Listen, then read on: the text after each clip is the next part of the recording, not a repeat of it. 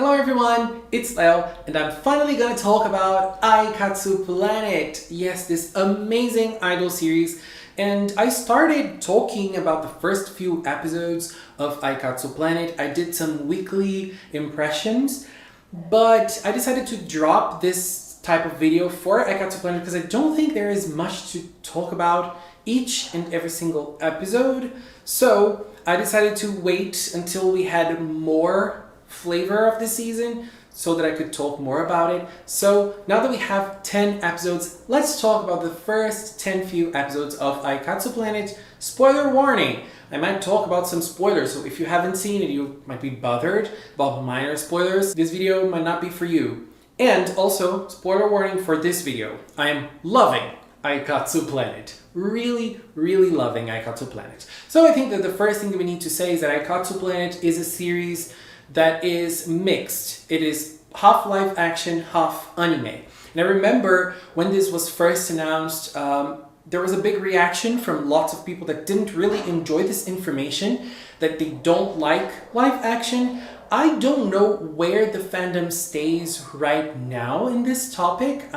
I'm not really following, but for me, I am loving the fact that we have half live action for Aikatsu Planet. I think the live action scenes are incredibly great. So this for me is a plus. So Aikatsu Planet tells the story of a world in which people love idols, and they specifically love virtual idols from this thing called Aikatsu Planet, in which people traverse inside a mirror. They go inside a mirror and they go to this other world in which they can create different avatars for themselves. People can create avatars of themselves as idols. And so those people perform and sing and act all in this virtual world. The concept is very nice, but I think that the story is even nicer. The story starts when a top idol ends up leaving her spot as a top idol. So this virtual idol has no real idol behind her anymore. And so Hana, which is this top idol, needs a replacement, and her producer goes after someone to replace her, and she finds Mao, which is the main character from Aikatsu Planet, and Mao starts being Hana. A person who has no experience becomes the top idol of Aikatsu Planet. There we start our adventure. So going back to the live action, those 10 episodes really showed that the live action scenes have a lot of personality. Everything from the costumes, the interior designs of the places they are in, and the colors and everything feels very alive. And they create a cohesive environment for the Aikatsu Planet story to flourish. But there is one thing that I love. There's this one thing that really got me with the live action scenes, which is they try to be extremely corny. They try to be extremely exaggerated, just like an anime would. They don't try to pick ideas from anime and translate them into live action. They actually do this as if they were anime, and I love it. I love the way the characters react. I love the way the characters talk. And like sometimes when Hana and Shiori are talking and they're hiding behind something, like no one is seeing them there. It's so anime-like. It is golden. It is probably my favorite aspect of Aikatsu Planet. So now let's talk about the characters we meet in those 10 first episodes. We have a big cast of characters, but we have like 4 main ones. So we have Mao, the lead character who ends up becoming the top idol Hana in the first episode. She doesn't know much about performing, she doesn't know much about acting, she doesn't know much about Aikatsu. She is someone who is oblivious to this. She likes idols, she likes Hana, she admires Hana, but she doesn't know the specific things about it, which creates a great dynamic because we, the viewers, end up feeling her role in certain moments of the story. I like that a lot. And I think that Mao is a great main character. She has personality. The girl, the idol who plays her very well. And I think that we can understand some of the things she goes through. We can understand her struggles, and we can also understand her happiness of becoming an idol or of enjoying her new life as a top idol. We also have Shiori, who is Mao's best friend. Shiori is an idol aficionate. She knows everything about Aikatsu Planet. She knows a lot about Hana, and she knows a lot about the specifications of this world. And she goes on teaching Mao Hana at the same time that we, the viewers, get to learn about this world as well. It is very interesting the way this dynamic goes. I really, really like it. And Shiori is a great companion to Mao. I think that they both complement each other very well, and Shiori is a great character. For the most part, I feel like we didn't really see much of her as a character, more of her as a prop for Mao to shine more. But she has some gimmicks here and there, especially when she goes in to ask a question so that we can understand the Aikatsu Planet world better. But we already started seeing a glimpse of her own personality. We started seeing a glimpse of herself as a character, which I loved in episode 9. We started having some foreshadowings before episode 9, but after episode 9, she really bloomed into a very interesting character, which I loved. We also have Duty, a girl who is a model and an idol. She's already professional. She is top-notch. She is great at what she does. She is always very energetic, lively, and she always brings up the mood no matter what. Duty is a showdown. Every time she is on screen, she adds something, even when it's not about her. And again, the actress who is playing her is doing a stellar job. She is awesome. We also have Kyoko, who becomes Beat inside the Aikatsu Planet world, and she is the biggest change among the girls. Kyoko is someone who is very polite. She has the best grades in her class. She knows a lot about things that are considered ladylike. She knows a lot about like tea ceremony and the dance that they dance with the fan, I don't know the name, which is very pretty, and it's something that you have to have a lot of discipline to be able to do. And I think that is the most interesting thing about her character, because when she becomes an idol, she becomes someone completely different. She becomes Beat, a rock star. I absolutely love this big change, and she introduces this aspect of Aikatsu Planet. You can become someone else. You can become someone different than you are in real life. Obviously, we go on to learn that this is not exactly the case with her, because Beat is also part of her personality. We meet other characters like Izumi, the manager, Sala, the costume designer, other idols like the top idol Cupid, and the aggressively cute N. But ultimately, the action is between those 4 characters, which are all great characters to lead a series like Aikatsu Planet. I really like all 4 of them. I think they all bring something different to the table, and I have a very hard time trying to pick a favorite. I think that if I would have to pick a favorite right now, it would be Duty, because as I said, I feel like she shines very bright in every scene she's in. She has some few screws loose, and she is completely insane, but it is great to love her. She always gets the energy up. She is always helping with her crazy ways, and I just love her. I'm just enticed by her. But I also love Kyoko, Beat. I love them. It's very hard to choose between them. But I think that there is something that makes me choose Duty over her. As I said, every time Duty appears, she seems to steal the scene a little bit to her. I felt that in the 10 episodes. She's always stealing the scene. Live action, anime, she's always stealing the scene. But other characters like Mao or Shiori, they're always there around the action. Even when it's not about them, they're always there. With Kyoko's character, I feel like sometimes the show can't really write her in scenes that are not about her. She is there, but she seems to fade into the background a little bit. When the action is about Kyoko/Beat, girl, No one can stop her. She is a stunning character. I love her. When the action isn't about her, I feel like she fades into the background. Now let's talk a little bit about the songs from Aikatsu Planet. It is an idol franchise in which music is obviously very important. Music is always present in every single episode with performances. And I don't think that Aikatsu is a franchise that, for me, excels in the music. The music from Aikatsu as a franchise as a whole is nice, but it's not something stellar.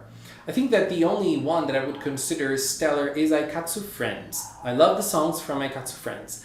The others, they're good. Sometimes they're great, but they're rarely stellar. And I think that with Aikatsu Planet, it's more or less the same thing. There isn't a song in Aikatsu Planet that I don't like. I liked all of them so far. But I don't think there is a song in Aikatsu Planet that I can listen to and say, wow, this song is one of the best songs ever. It's just not there. My favorite song is Kirari Party Time, which is the ending song, which sometimes they perform. And it's the best song. I would say it's a great song. But I don't think it's a song that would live forever in my mind, that would impact me or anything like that. But yeah, Aikatsu Planet in songs are good.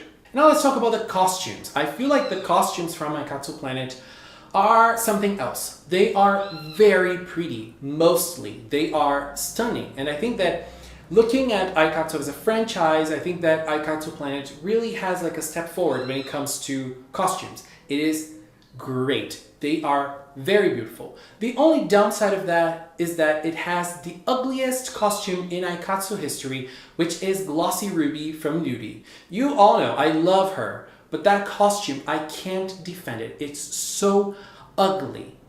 Super, super ugly. And I get so angry because sometimes she would perform in that costume and they get costume changes in the middle of the performance if they win the performance. And when we know she's not going to win and she's going to have that costume for the whole performance, girl, I suffer. And in Aikatsu Planet, we have the Dressias, which are like spirits that have to be captured into a card and they become dresses for the girls to wear during the performances. I love the concept of Dressias. I love the concept of the girls having to earn them somehow. But the execution was awful. Awful. We saw Hana getting her true Dressias in the first few episodes and they were awful. I really disliked how they handled it and how they wrote it. It was so easy. There was nothing there. Boring as hell. This concept is great, but the execution is bad. The thing is, in episode 9, we saw Shiori going after her own Dressia. That was a great example of how to do it, of how to write it. In episode 9, it was great. I hope it is not a one-time thing. Mostly because most of the girls already have their Dressias, it seems. But I don't think that we're going to see something as great as episode 9. I hope I'm going to be proven wrong. Episode 9, by the way, I loved it. Shiori, you are a great idol. I loved that moment. The dresses also have their own types with advantages and disadvantages against other types of dresses. And it was mentioned in one of the first episodes, but I don't think that this is going to be important at all for the plot because the girl who wins in the episode isn't the girl who performed better because they all performed the same.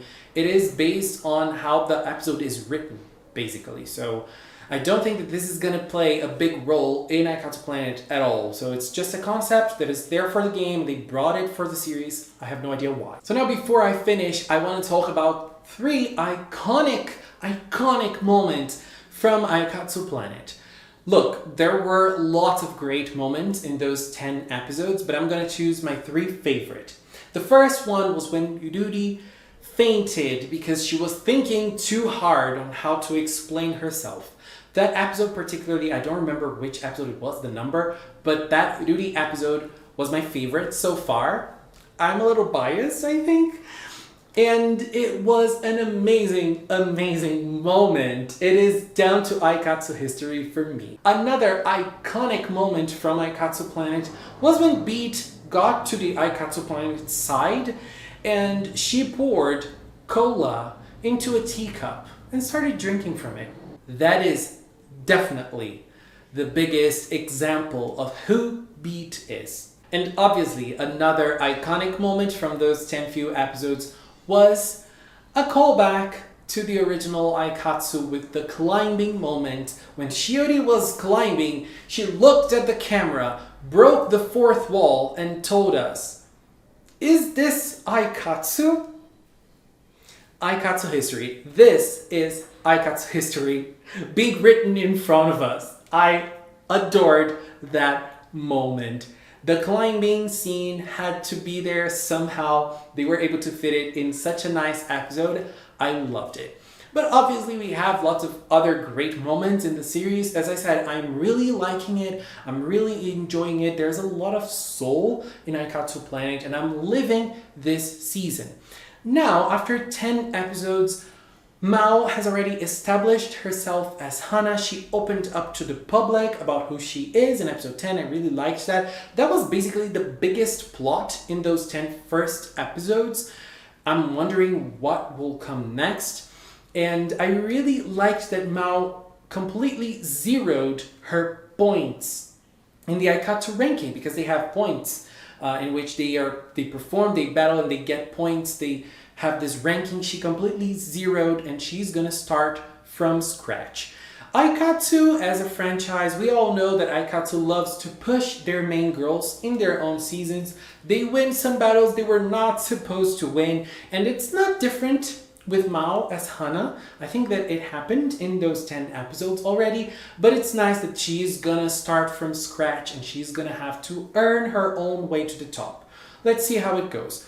I think that now the next big plot from Aikatsu Planet is gonna be the reason why Mesa left Hana behind. Why did she do that? This is still a mystery. We still don't know. No one knows. And I'm curious. I'm very curious to learn more about this. Mesa seems to be a very interesting character. I cannot wait to meet her Aikatsu persona. We still need to meet her persona, which is Rose. And we still need to meet Sala's persona, which is Sala as well, right? Sala is the costume designer. But she is also going to have an Aikatsu persona too. And I'm curious to see them.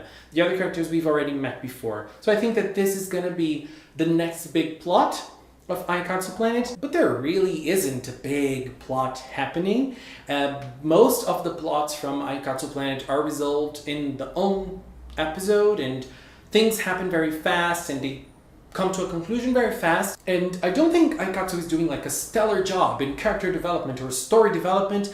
But everything it does very well and it succeeds. And what about you? What are you thinking of Aikatsu Planet? Are you loving it as much as me? Who's your favorite character so far?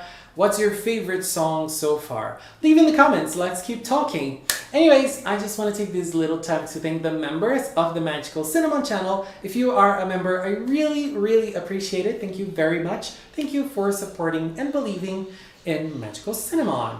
Thank you so much for watching, and until next time, bye bye!